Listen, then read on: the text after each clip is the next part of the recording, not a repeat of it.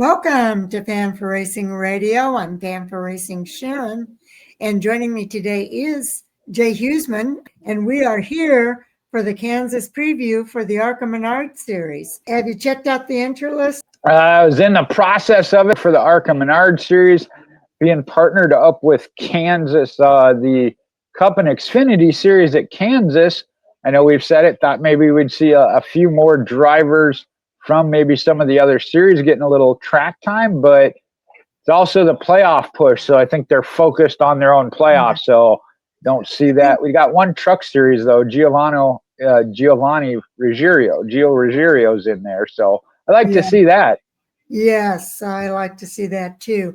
And I think overall it has been fewer than what we've seen in the past participating in the ARCA Menards Series. But let's go ahead and get started with our notes here for the race at Kansas. It is the Reese's 150 at Kansas Speedway in Kansas City, Kansas, and that is on Saturday, September the 26th, starting at 8 p.m. Eastern Time. It's going to be broadcast on FS1. I always love that. MRN and Sirius XM NASCAR Radio, and those that will be aired live. So definitely looking forward to this race on FS1. And you're right. We always like to see that where it does get live television coverage. So again, it's that time of year. They're coming down to their final couple of races. The ARCA Menards Series return in Kansas is for the second time this season for the Reese's 150. It is race 19 out of the 20 on the 2025 schedule. It's the 31st ARCA Menards Series race at the 1.5-mile Tri-Oval, and it dates back to the track's opening weekend in 2001. Okay, and Brendan Butterbean Queen, he drives that number 28 bestrepair.net Chevrolet. He's leading the ARCA Menards Series championship standings by 56 points over second-place driver LeVar Scott, who is driving the number 6 Max Siegel Inc. Chevrolet, headed into that Reese's 150 this weekend. Now, Queen won earlier this season at Kansas Speedway. It's one of his 7 victories that he's tallied so far this year, including this past weekend at Salem Speedway. And Queen's average finish through 19 races is 5.11, which compared to Scott's equally impressive 5.72. The bulk of Queen's leads in the standing comes through the bonus points. He's earned 43 bonus points compared to Scott's 5. So right there is where he's making it up. Yeah, it's been pretty tit for tat on the track.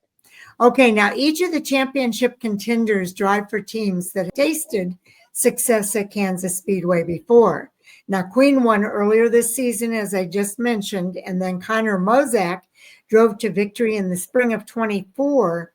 Scott's Rev Racing team won back-to-back races at Kansas Speedway with Nick Sanchez behind the wheel in both 21 and 22.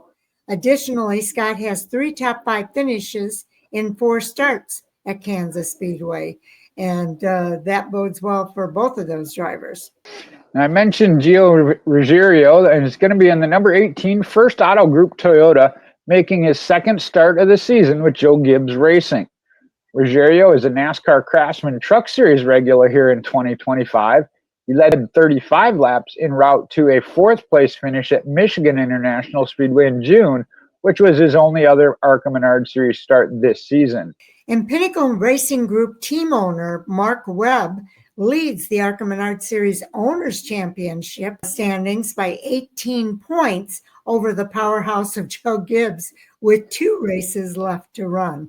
And that will be interesting to watch. It was a possibility of that split championship here in the ARCA Menards Series. Now, Andrew Patterson has returned to his self-owned team.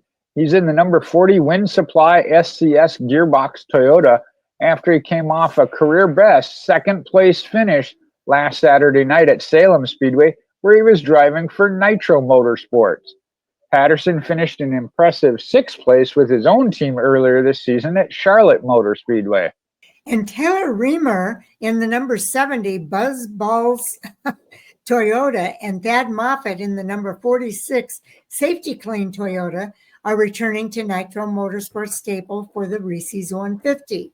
Moffitt, who finished second earlier this season at Talladega Superspeedway, is making his third career appearance at Kansas Speedway with a best finish of 6th in 2021. Reamer will be making her first appearance at Kansas Speedway. I think we've seen her earlier this season, also racing. I believe so. And we also got Mason Mitchell. He's back in the number 25 Proceed USA Toyota, making his 6th and final scheduled start of the season as he's driving for Venturini Motorsports.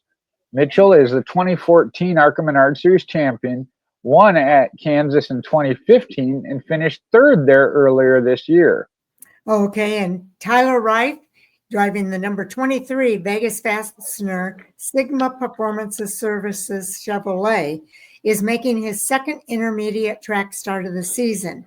Wright, who was 2nd in the 2024 ARCA Menards Series West standings and the 25 ARCA Menards Series East standings, finished 7th in his first big track start at Michigan International Speedway in June. Wright's best finish as 2nd came earlier this season at Watkins Glen International, and my friend Patrick Staropoli is next. And that's right. There's a doctor in the house. Patrick Staropoli will be in the number 17 Cyvor Toyota.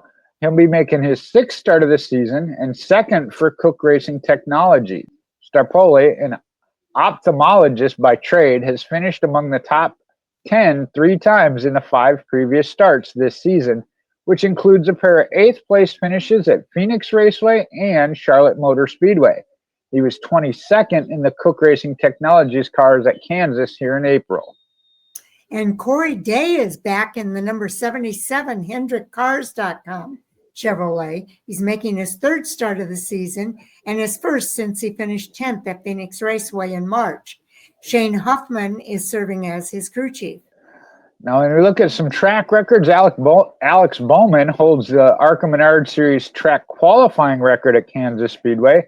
That was set in 2012 at 29.258 seconds, which is 184.559 miles per hour.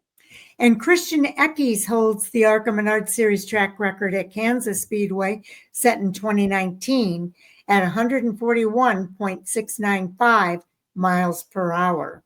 I want to remind everybody the Reese's 150 will be televised live on FS1 starting at 8 p.m. Eastern Time on Friday, September 26th. The race will also be broadcast then live on select affiliates on the MRN radio network nationwide and in SiriusXM NASCAR Radio Channel 90.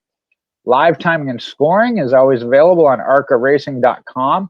And for up-to-the-minute updates, you can follow at ARCA_racing on X, which is formerly known as Twitter.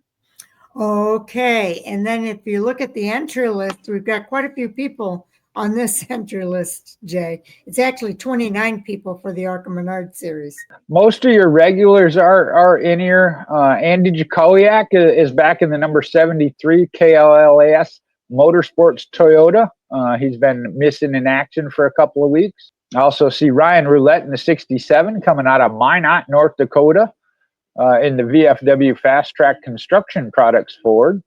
Who else do we see as extras? Well, starting from the bottom, Jeff McConey out of Wilbraham, Maine, I believe that is driving the 03 for Alex Club. How about Bobby Dale Earnhardt's going to be in that number 31 Rise Motorsports Copeland Insurance Agency Toyota, comes out of Cleveland, North Carolina.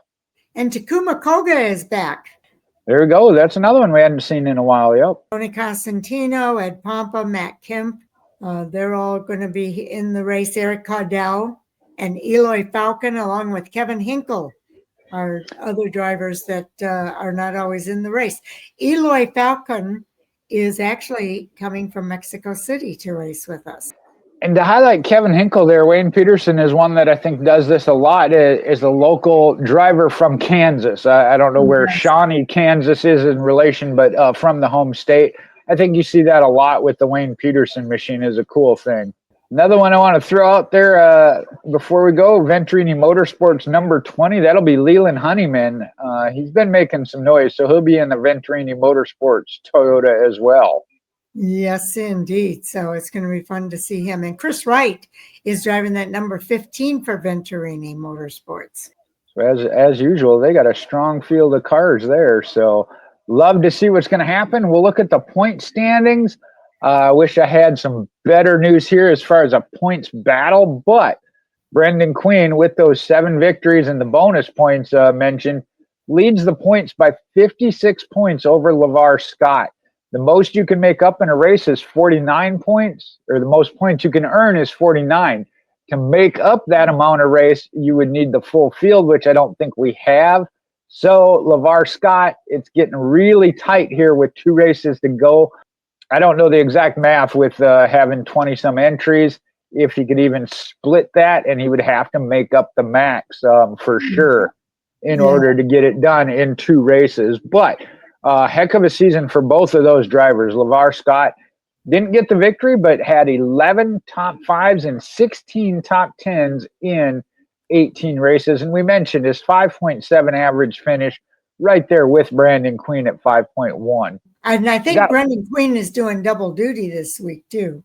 He is. We'll talk about him when it comes to the Xfinity Series next, I believe, is what we're going to do. But running down the rest of the top 10 of drivers here in the ARCA Menards Series, Lawless Allen in 3rd. 10 points battle there with Jason Kitzmiller, so they'll be battling for a points position. Isabella Robusto a little bit further out in 5th at 722.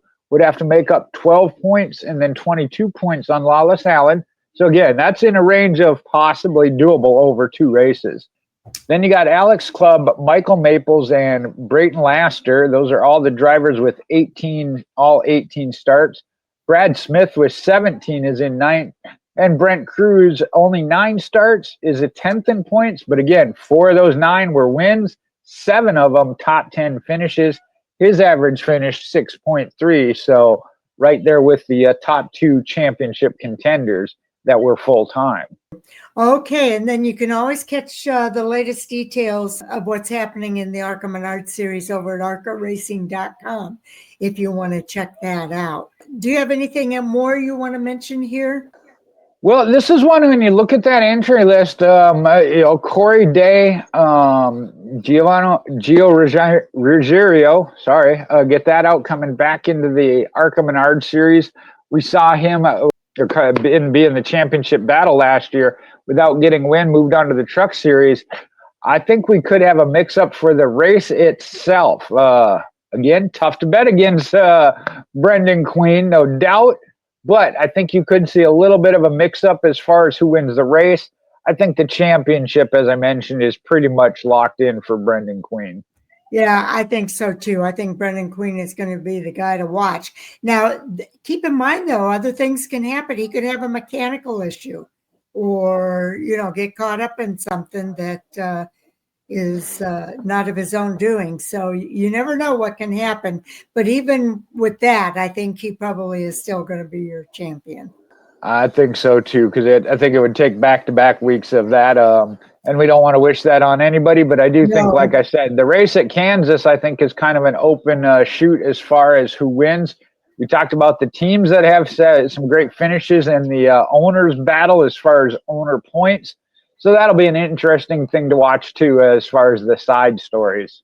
All right. So do watch for more coming soon. There are 4 races this weekend. It'll be the NASCAR Cup and Xfinity Series out of Kansas, along with the ARCA Menards Series. The ARCA West Series is also racing on Saturday, and they'll be racing at Madera.